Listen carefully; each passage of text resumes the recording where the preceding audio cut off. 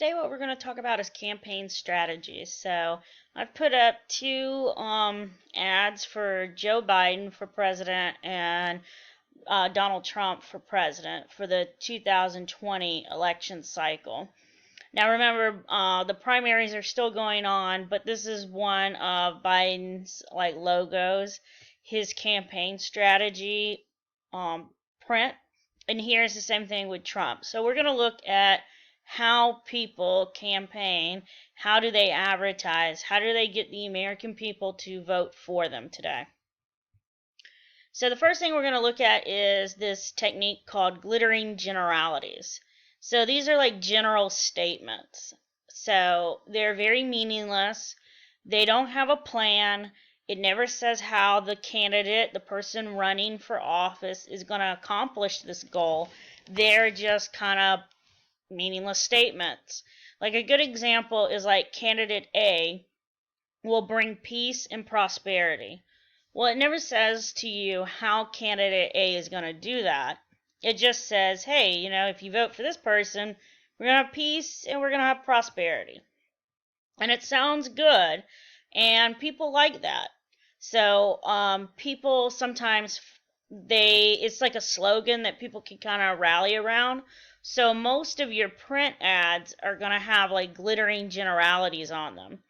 So in the 2016 election cycle, you saw the Trump's Magna statement, "Make America Great Again." And that was on all his print stuff, the hats, all the stuff that people, put it on, the pins, the stickers. But it's a glittering generality. It has no way to accomplish that. Like, it's not telling you how the candidate is going to go about doing it. So it is a meaningless statement. Same thing with President Obama's 2008 campaign, Change We Can Believe In. So his campaign workers, they put that on stickers, they put it on shirts, they put it on, everything you could think of too. But it never said what his plan of action was. But people can rally around that, and that is why candidates use glittering generalities a lot. Now, when they make their speeches and stuff, they're going to talk about what these things mean to them and how they're going to do it.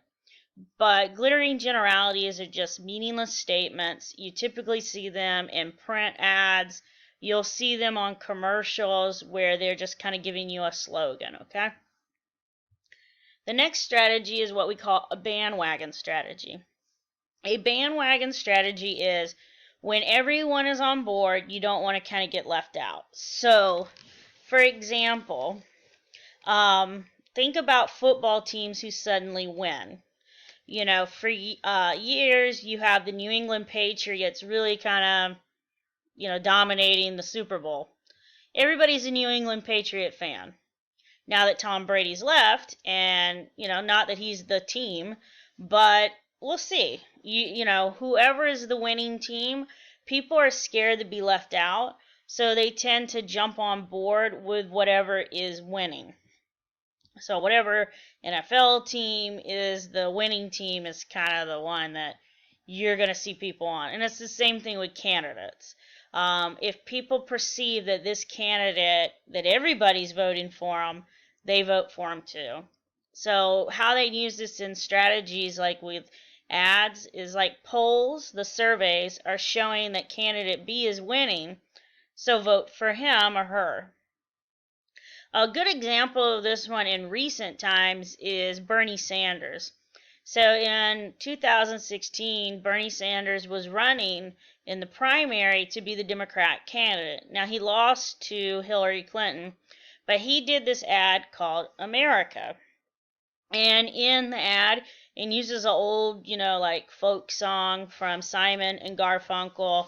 And the ads got all kinds of different people from all walks and economic backgrounds of life here in America. And it's showing that, and it's showing the candidate Bernie Sanders walking through the crowds, waving the people. And that was a bandwagon ad. They were showing you that everybody was voting for Bernie Sanders. So that was a really good bandwagon ad. The next strategy we're going to look at is stack cards. So stack cards are when you only show one side of an issue or one side of a story. Think about it like when you're in trouble and you're only giving your side of the story. You're not telling what, you really did wrong. You're kind of just telling what the other person has done wrong. So stack cards is always favorable towards you, the candidate, and it's always going to be kind of not really nasty, but it's kind of negative towards the other side. So it's only showing the positive side of you, the candidate. So like candidate C has the best record on the environment. That is not telling you anything. Like the best record could be there was only one vote on the environment and this person said, yeah, I'm good with that vote, and they voted that way. It's not telling you anything else. Like it's not really giving you sometimes some details. Okay, it's just showing one side of the story. Sometimes these ads have a lot of numbers in them too. So it might be like, oh, 98% of the time this person voted for or voted with this person or something like that. So when you're looking at stack cards, it's always just showing one side of an issue. A really good one in recent times was the same ad. And this was a President Obama ad in 2008 against Senator John McCain.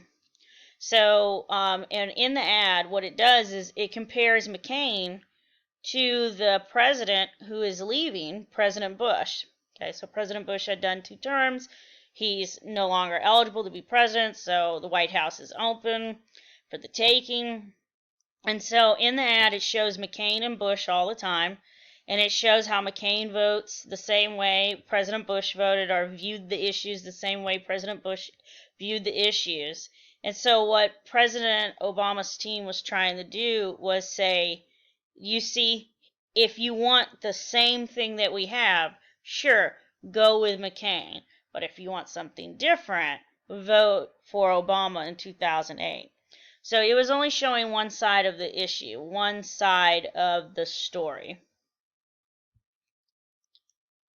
The next political campaign technique is called name calling, and you saw lots of this in 2016.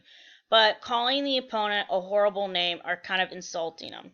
It's also known as mudslinging. You'll see a lot of attack ads here. So in name calling, you're doing it in kind of a sophisticated way. So like my example is like candidate A is a dangerous extremist set out to destroy us. By using the term extremist, it already triggers a lot of fear in people's minds because people typically they connect that word to terrorists. And then you use that extra word dangerous. Oh my goodness. And so that's name calling. And that's how like politicians typically do it. Now they do it other ways too. They'll do like this candidate has been bought by these companies, and they'll list like companies that donated to the person's campaign. And by them doing that, they're saying that they're bought, and they've been bought by big business, and so they're calling them a sellout. Okay, so normally name calling is a little sophisticated like that. But you do see name calling like if you look at the 2016 election, you saw a lot of it going on. Like President Trump said, used the terms like crooked Hillary. So he would use that. That was name calling, and he was doing it to remind voters of some things that he was accusing her of doing. Okay, and that is name calling. So candidates do use this. They use it a lot. And they do it in their attack ads. So they might make a connection to an issue that a person's had in the past with like gun control or the environment, and they're going to attack them on the issue, and they're going to do some kind of like name calling within it. The next political campaign technique is just plain folks. And in just plain folks, candidates want to appear and seem like an ordinary, regular, everyday person. So a lot of times in Just Plain Folks, they're going to talk about their background. They're going to maybe talk about that they go eat at McDonald's or some other like local kind of place. It could be like a family owned restaurant in your city. So the candidate A, parents worked regular jobs and taught me values. They want to connect to the common man. When they are running a lot of times to be politicians, to be in our government, they normally have a little bit more money. Okay. They have college degrees, and a lot of Americans don't have college degrees. So they've got to make some sort of connection to ordinary people. How are you going to get ordinary people to vote for you if they think you live on a mansion, in a mansion on a hill, that your kids go to private school, you have a chauffeur, you have maids, you have nannies? Like, it's hard for people to connect to those kind of politicians. So you've got to remind them that you worked your way up. So they might even talk about that, how they came from very little and how they have worked hard all their life to have what they have now. And that's that Just Plain Folks. Okay. They might say that they worked at a local like restaurant when they were young, and they might even show you a picture of them working there. But they want to appear like ordinary people, people who have worked hard and have been successful. That American dream thing. The last technique we're going to go over is image molding. And in image molding, the candidate is trying to give you what you want. They're trying to make the candidate appear what people expect the person to be. So if the person is a married man and has children, you're going to want them to be a family man. So they're going to take pictures of them with their kids and with their spouse. So here in North Carolina, we had a Senator, John Edwards, and he was running to be a president and then, maybe a vice president candidate there for a little bit. But he was a lawyer. He came from very little. He worked his way up, and he was, a multimillionaire by the time he's running because he was a lawyer. And his wife had cancer. His wife was very sick. And so they would show pictures of him with her as this devoted family man and this devoted husband to a sick wife. It comes out later, maybe not. But what you're trying to do is you're trying to make your candidate more likable. Likability is very important for the voter. Voters want to like the person that they are voting for. So this is where those polls kind of come in. If you have taken surveys of your voters and they are saying that they don't like this person, okay, well, now you got to figure out why they don't like the person. Do they think the person is cold? Is the person distant? Well, then you might want to have your candidate go to a school, read a book to children. You might want to have your candidate go to a homeless shelter and give food to the homeless, serve food to the homeless. You're going to want to make them appear maybe softer, nicer to get votes. Because at the end of the day, all these campaign strategies that we went over is all about getting your candidate to win the election. And this is why when you watch ads on TV or you listen to them on the radio or YouTube or any of these social media platforms, you have got to look at what are they really doing? Like, what ad technique are they using to get me to vote for their person? You got to look at it and really research the candidate.